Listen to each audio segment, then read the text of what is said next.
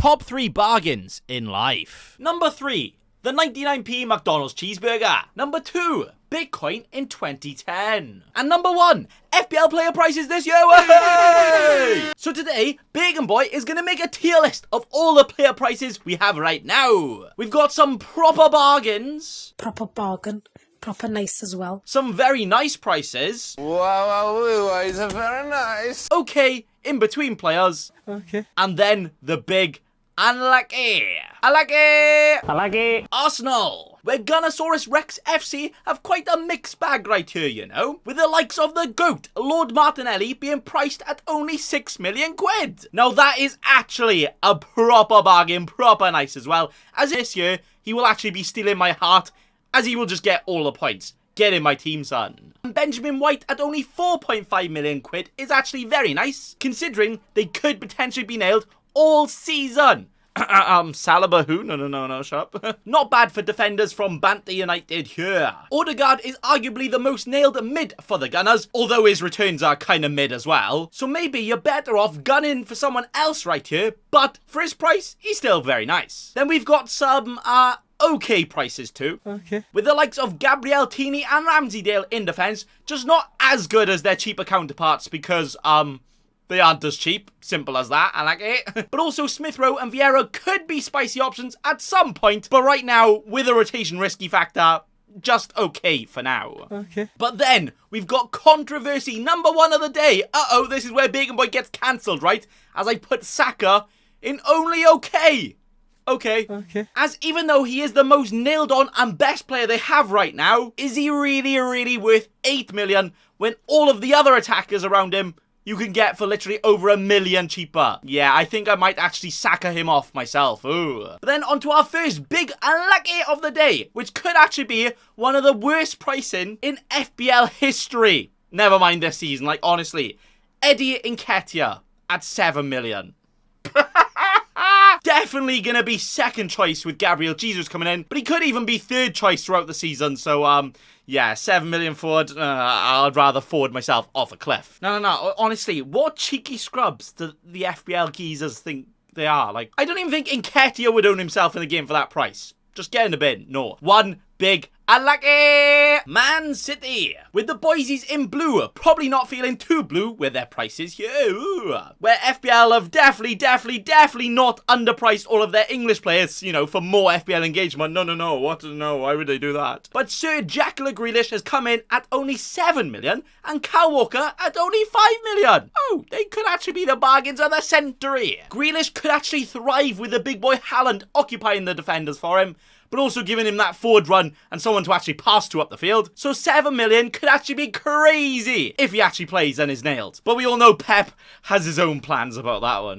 But then Kyle Walker, still potentially in Man City's best team, at only 5 million. Are you mad? He literally started over half of their games last season, and he was injured for a bit of it as well. Incredible value if he still plays. I hope he plays, otherwise he'd be playing with a heart, sir. 2 very nice wingers also being winged into the very nice price section right here. Where now that a Jesus is gone and Sterling might go, these 2 right here could arguably be nailed for the entire season. And are only £8 million. And I play for Man City, what? I mean, you will probably still have about 8 million heart attacks throughout the season if you own them, because you just don't know if they're going to start, but still incredible value. Then in the okay price players, we have the usual suspects, you know, where their price isn't bad, or wibbly wobbly at all. No, they're not bad, but they're just as expected, really, innit? Like, yeah. Like, we will all be tickling our pickle with the likes of Cancelo, De Bruyne, and Haaland in our team all season and at the start. And then we'll probably also ignore the likes of Bernardo, Diaz, and Gundogan, even though they'll continue to score points and be good value. But all of their points will all still be worth it for their price, so they're all Then the big unlucky. Raheem the Dream, you say? Nah, more like Raheem the Nightmare with that cost. Like, how can you price the likes of Grealish, Foden and Mahrez at 8 mil or less, and then Raheem Sterling, who could even leave the squad, arguably not even in their second choice team right now, at 10 million? Who in their right mind, with a functioning skull and brain, would pay that much when there are so many better options around the place? Like, 10 million for Sterling in isolation doesn't look bad, but 7 and 8 million for Grealish and Foden instead? Yeah, I think I'll take that one, thank you. So Sterling, one big boy. Unlucky! Brentford. The buzzing bees are next, but I'll safely let them buzz off with most of their prior prices right here. No thanks. There are no absolute bargains here, so they will definitely not be featured on Bargain Hunters as a team, as I reckon they'll actually be diagnosed by the Premier League with second season syndrome and not be great for us in FPL. What? But maybe not. Probably though. Rhea and Wissa have just about squeezed under the very nice though, as realistically, they are the best of a bad bunch, right? And also, to be honest, Big and Boy couldn't really be bothered to like resize the graphics to fit more players in the OK section, so yeah, they just shut up. But actually, points per game, they were actually Brentford's best assets, so for their price, I guess they're very nice, or maybe very slightly more okay than okay, so you know, like in between. I should have just created an extra section just for them. But then actually in the OK, yeah, pretty much everyone really, innit? The defenders are 4.5. I mean, what else price would they do them at? Yeah, that's okay. Then Tony and Mbeumo, the most B-Tech dynamic duo in the league, being 7 and 6 mil respectively. Which will be an okay price to respect them, but I'm going to respect from far away and not touch them. No. I mean, Tony is a pen merchant and Mbeumo is a woodwork merchant, so not for me, not for me. Probably not even for Brentford fans. Nah, big unlucky. But then the actual big boy unluckies here are Nogard and Janelt, who aren't bad for 5.5.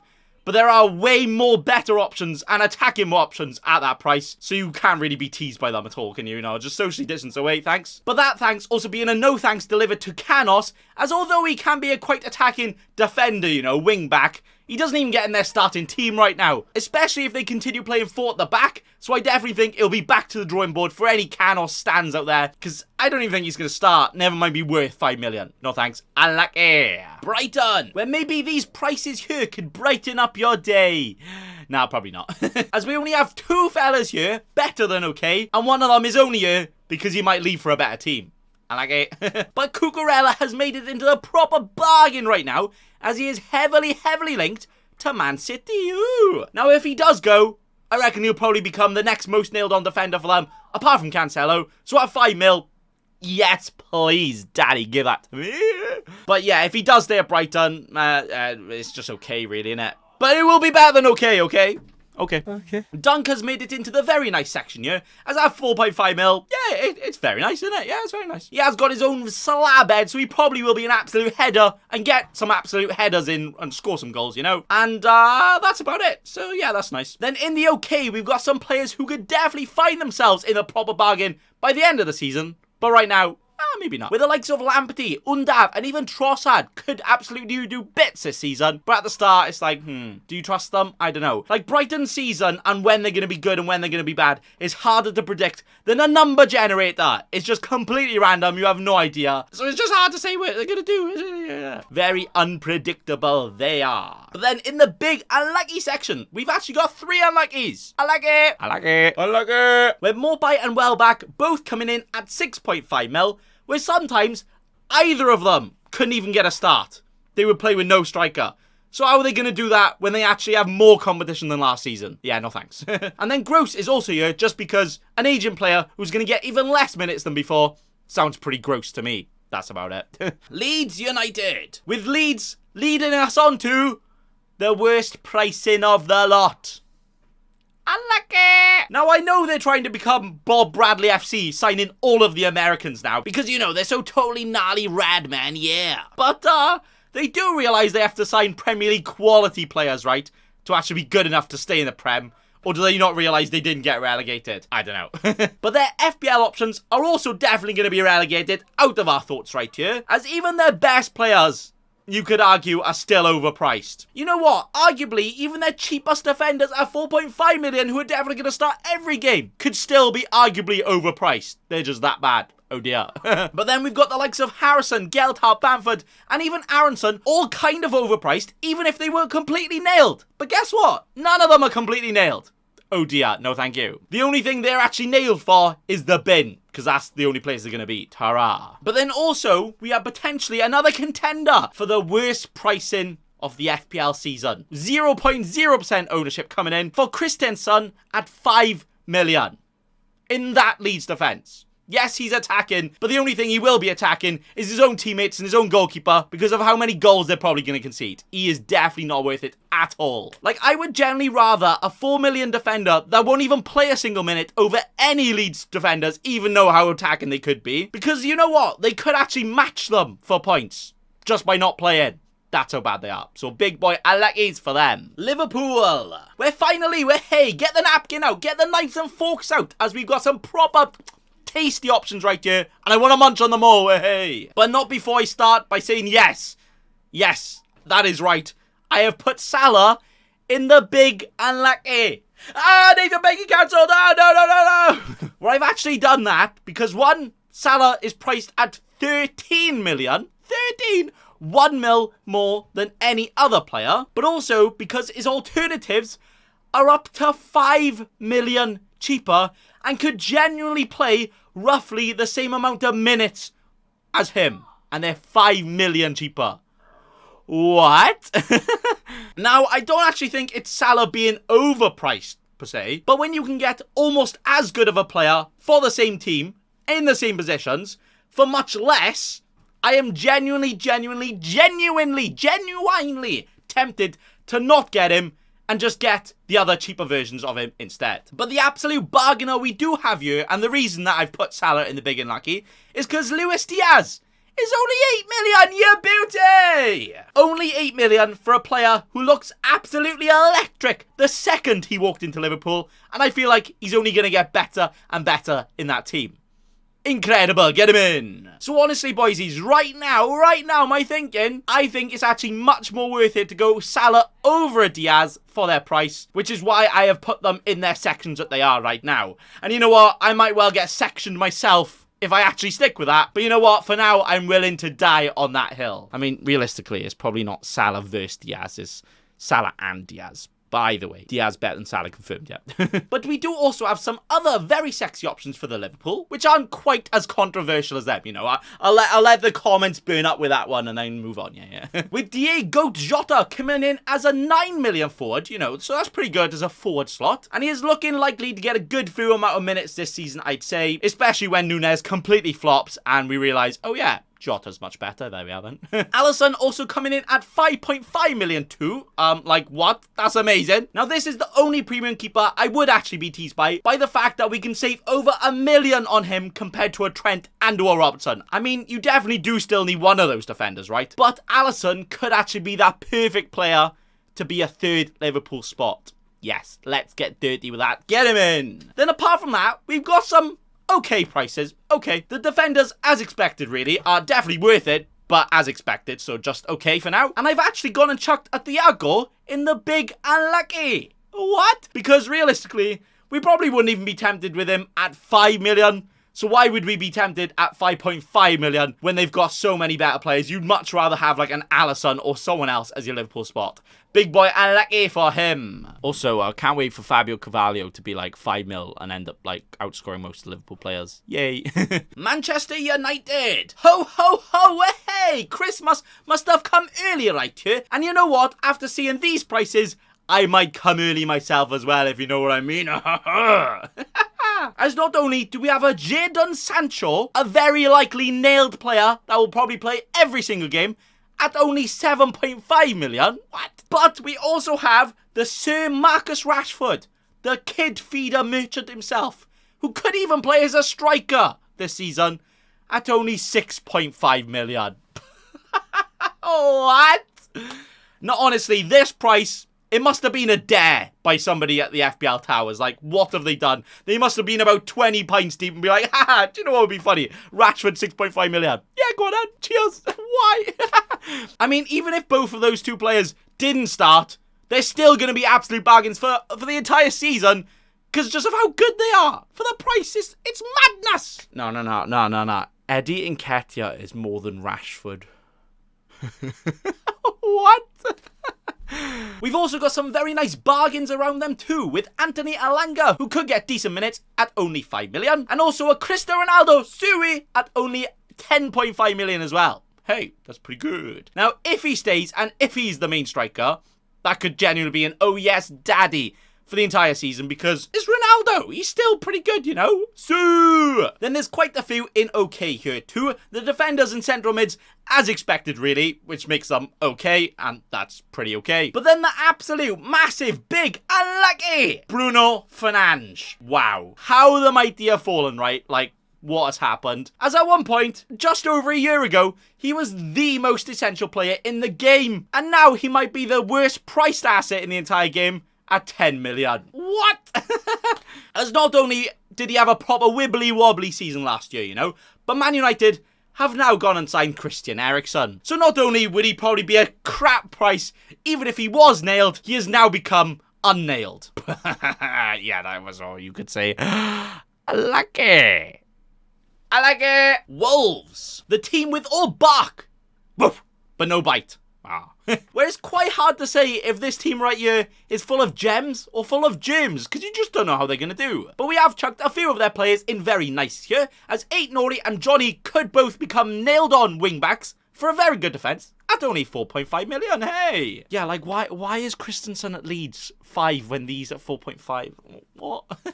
Along with Pedro Neto, who is undoubtedly the best attacker in terms of quality at his price. So if he can actually turn that into points, that would be very nice indeed. So that's why I put him in very nice hand. Good joke. But most of their players are pretty okay here, though, I'd say. Understandable the likes of Cody have gone up, and understandable the likes of Jimenez have gone down. But I would say all of their prices are fair and pretty okay. Good value.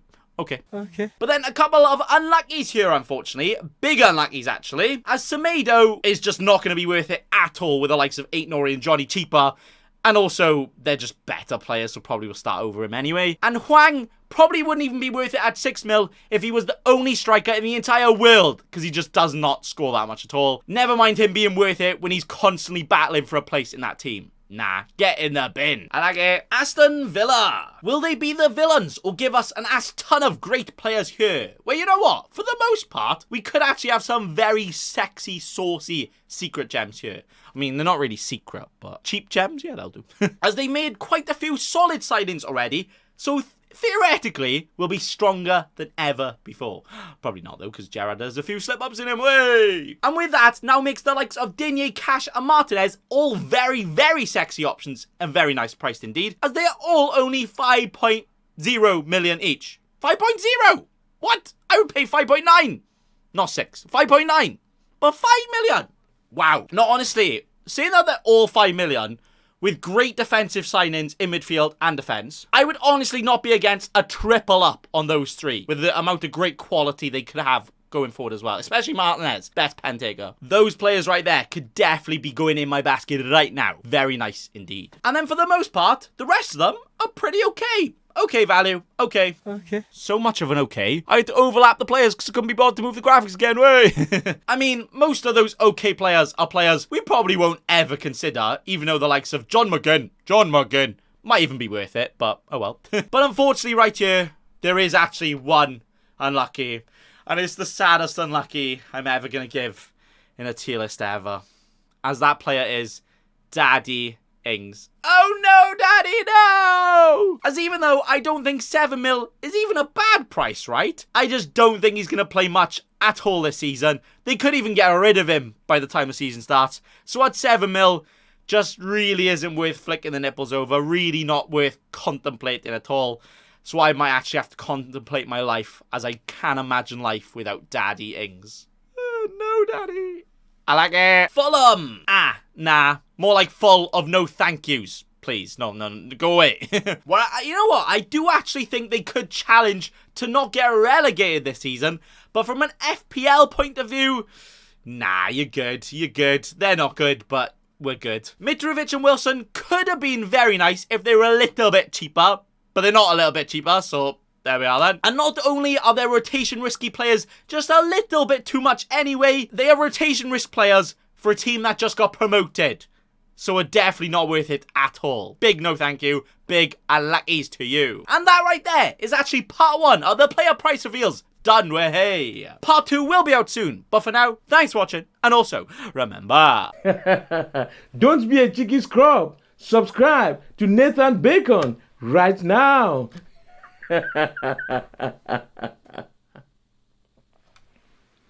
Don't let your memes be dreams.